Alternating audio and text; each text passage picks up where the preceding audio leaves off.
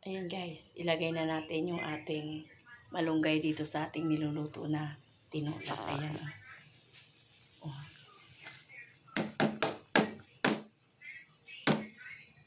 Ayan. Ilagyan ko na ng asin yan. At saka paminta.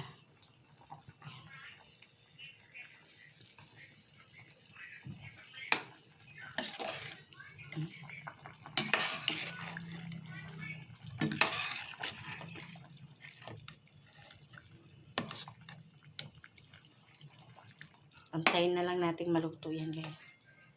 Takpan na muna natin sandali and then pwede na tayong kumain. Anong oras na? Nakalimutan ng inyong lola magluto ng maaga. Nalibang siya sa kanyang pananahit. Sumakit din kasi yung ulo ko guys. Uy. Kaya